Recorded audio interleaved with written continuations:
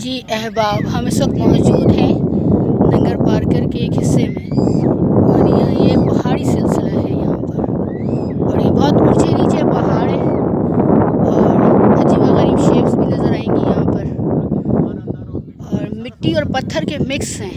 और ये पहाड़ी सिलसिला कारोंझर कहलाता है। कारोंझर ये यहाँ की मकामी ज़बान में कारोंझर का सिलसिला कहलाता है। और ये काफ़ी ऊंचे पहाड़ हैं, और इतने ऊंचे पहाड़ हैं कि इन पे चढ़ते हुए जो आप तनफ़ुस है वो जवाब दे जाता है हम जैसे लोगों का, जो मैदानी इलाकों में रहते हैं और शहर में रहते हैं। और यहाँ पे हमें ख़वातीन भी नज़र आई काम करती हुई यहाँ भी, और बच्चे भी हैं जो हिस्ब दस्तूर भीख मांग रहे हैं। कुछ सयाह भी आए हुए हैं दूसरे इलाकों से। हम लोग तो खैर मीडिया की टीम से हैं सब, तो आम सयाह भी मौजूद है यहाँ पर जो कराची और हैदराबाद से आए हुए हैं।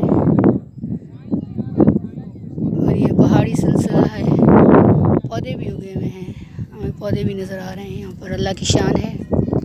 और ये सिंध के पहाड़ हैं,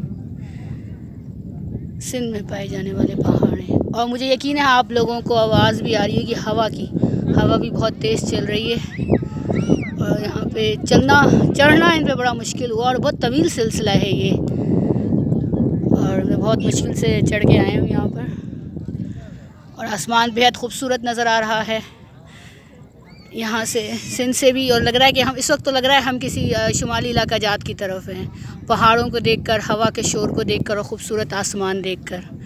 और बीच में एक छोटी सी एक गंदी सी झील भी है। लोग तो इसको झील कह रहे हैं, लेकिन ये थोड़ा काफ़ी गंदा पानी हुआ हुआ है यहाँ पर। तो ये झील भी है, पानी जमा हुआ है बारिश का। इम्कान है कि शायद दोबारा बारिश हो तो फिर यहाँ सब्ज़ा मज़ीद उगाएगा। कहा जा रहा है यहाँ एक आबशार भी है। अब अगर आबशार की तरफ गए तो फिर हम वहाँ से भी एक व्लॉग बनाते हैं। Thank you.